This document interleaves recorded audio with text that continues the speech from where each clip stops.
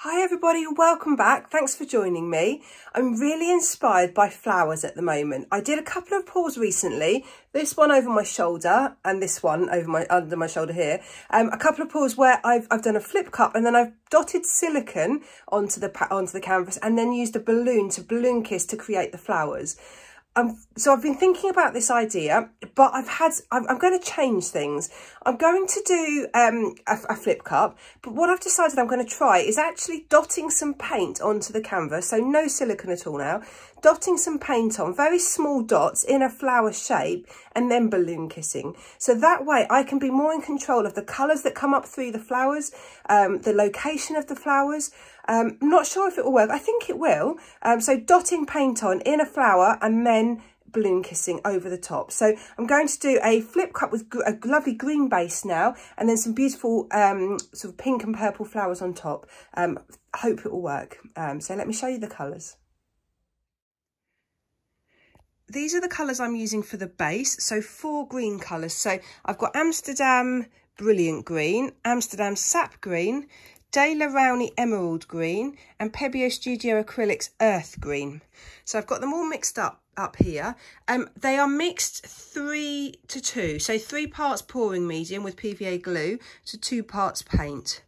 So in each cup I put 90 grams of pouring medium and 60 grams of paint. So they're quite nice and runny.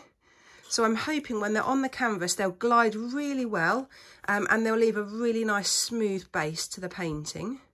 And I'm going to do, the canvas is here, it's a 50 centimetre by 25 centimetre. So I've decided I'm going to do lots of little flip cups and then tip them out so the paint goes into the centre. So that in itself will create a pattern because there won't be any silicone in these flip cups.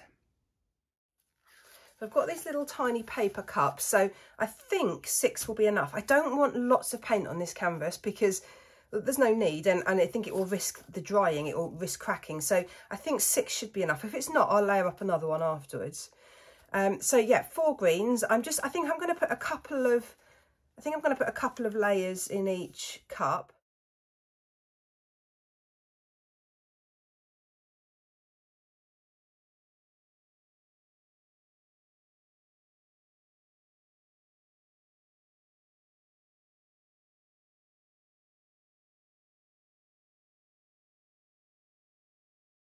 So I'm going to put them 1, 2, 3, 4, 5, 6.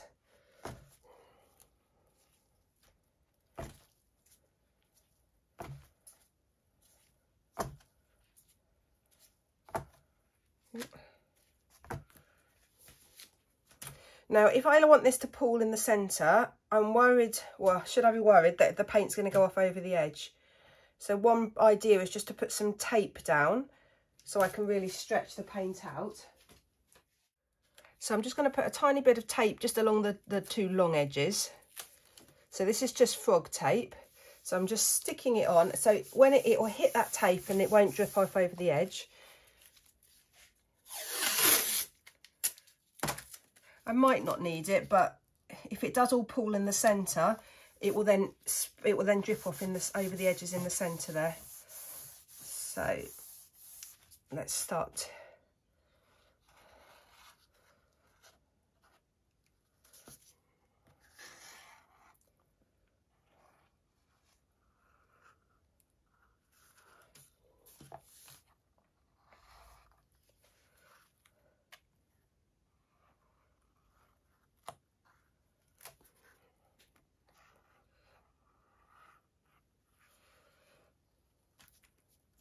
Right, absolutely loving this so far. Probably didn't actually need the tape, but it doesn't matter. So all I'm going to do now is just tilt it to get the whole canvas covered. So the reason I like doing lots of little flip cups is, can you see you've got this design where the cups meet? That will totally distort in a minute, but you've got some design within this now.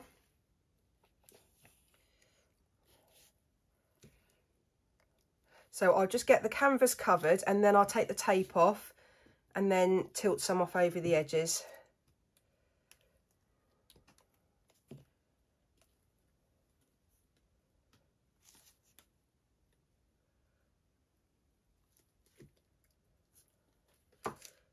Right, let's take this off.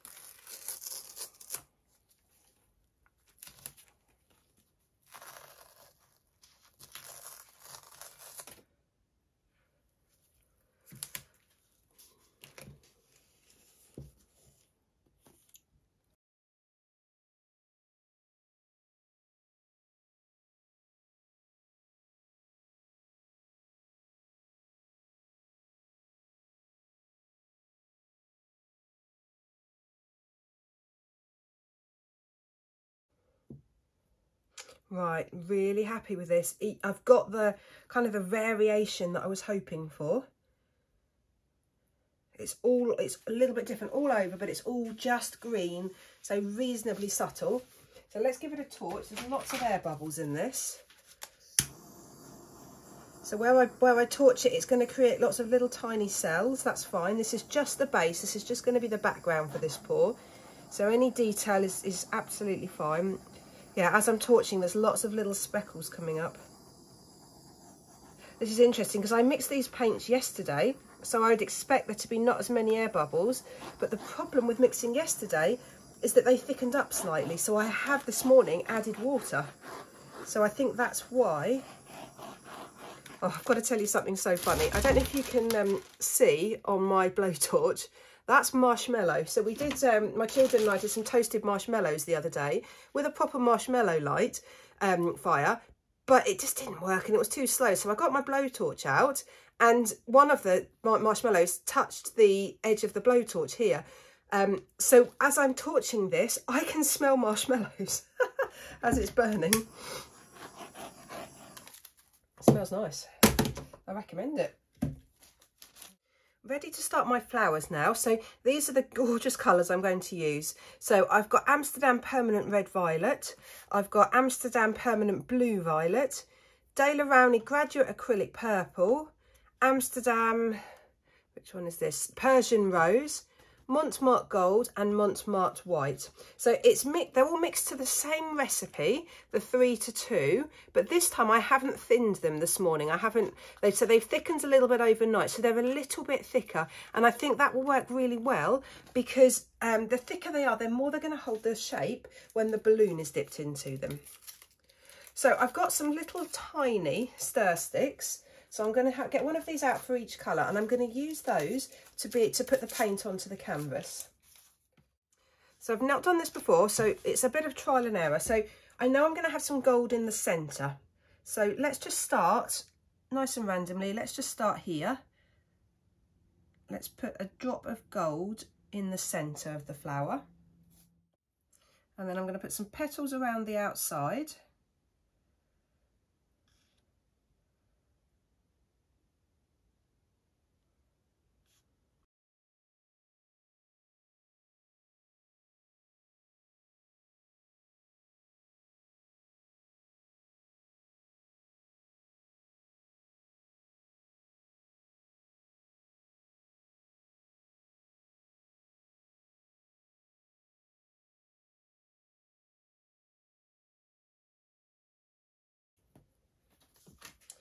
I'm just going to put more gold in the centre. So there's quite a lot of paint there now. And I can see it's kind of rising up and pushing and distorting a bit. So I'm going to use my long balloon again. I really quite liked using that before because it's just got quite a small end to it. So I'm just going to touch it. So the idea is that it will pull all these colours together. Just touch it right in the centre.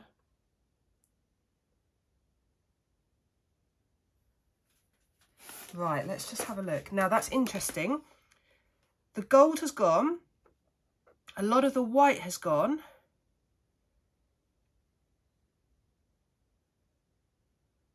So I don't think the petals are close enough together. I think I need more petals. Let's just do another dip, see what happens, because that will then take up some more of the paint. Really, really pretty, but I need more petals. Really like it, but I need more. So I'm actually going to put a few more in between.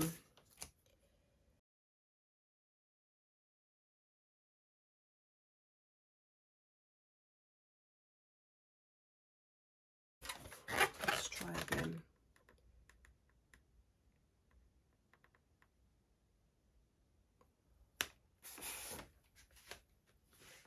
Wow. Really like that. I like that because you've got bigger petals and you've got smaller petals.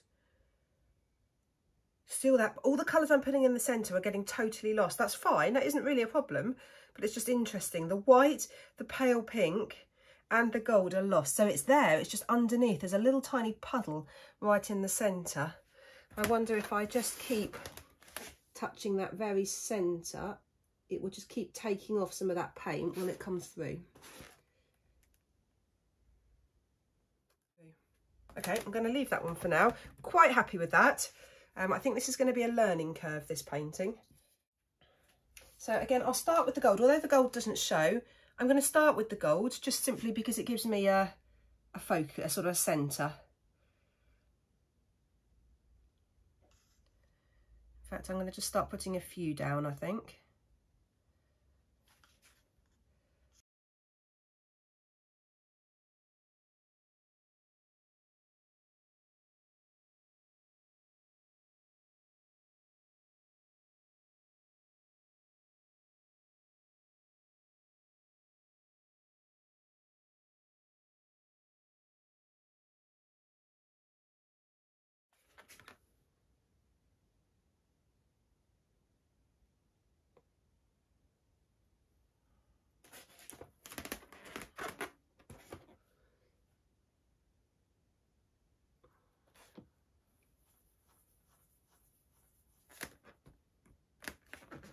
Right, so that time I didn't really have the colours overlapping as much, and that's really shown.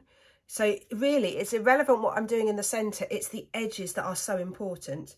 So with that in mind, I'm going to add a little bit more paint to the very edges of the petals that are already here, because I think that's going to be the only way to actually draw the second colour in to the flower.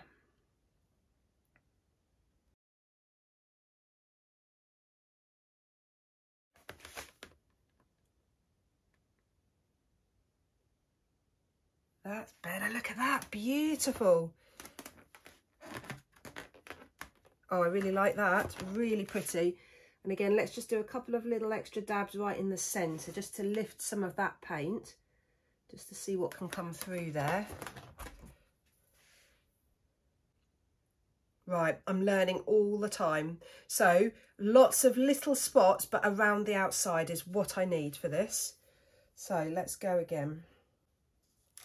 So each time I'm doing this, I'm just varying my colours for the flowers.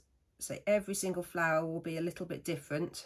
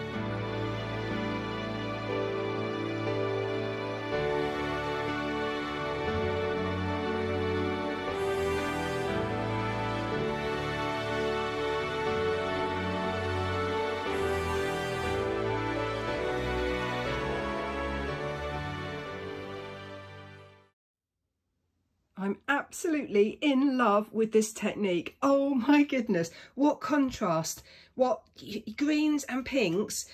I'm just so excited. The flowers are all different shapes, all different sizes. I'm over the moon. So I started off with some of these larger ones. So I started by putting quite big spots of paint, which was my first one. That was my first one.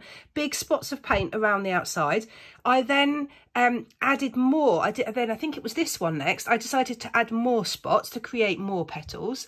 and it's just kind of evolved. So they all look so different. I'm absolutely amazed I can get these little tiny ones, and instead of using the balloon, I just use my finger. You can just look at that, that's so cute. And then put a little tiny drop of the gold in the middle, just to make it look slightly more realistic. To me, some of them look like pansies. This one here looks like a pansy. The inspiration for this, I'll put a photograph, I'll add a photograph in here of the inspiration for these flowers.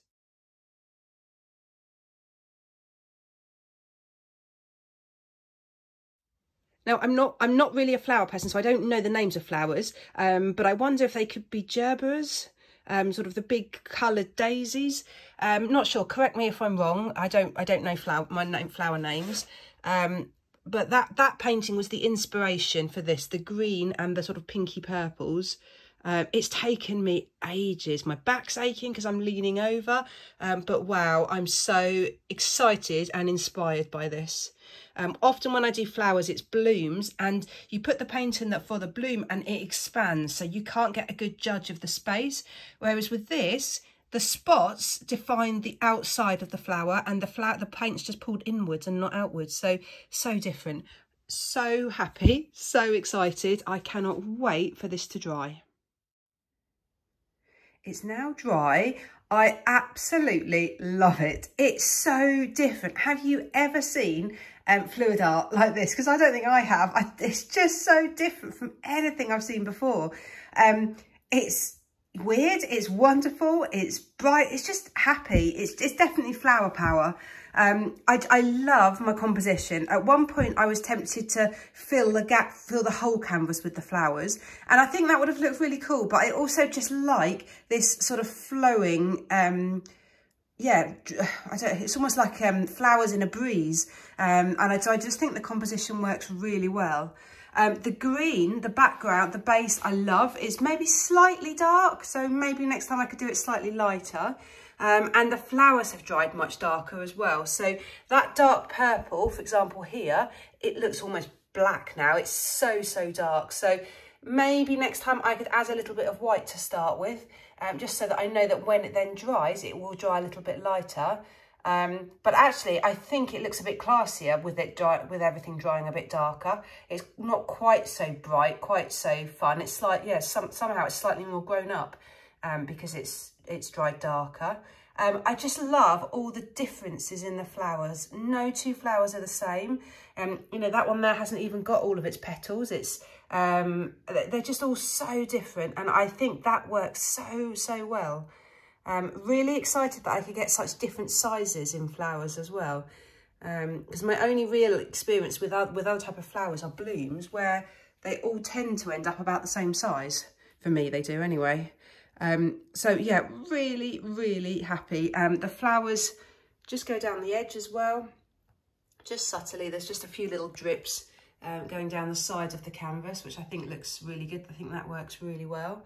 Yeah, so where do I go with this next? Because definitely going to do more of these. I was thinking about doing a very large flower, so really large spots of paint with a big balloon. Not really sure. Great, thanks so much for watching. Please let me know if you think this works. Please let me know what you think of the flowers, and the composition and the whole idea, really. Great, please do hit the thumbs up button as well. Great, take care everyone. Bye.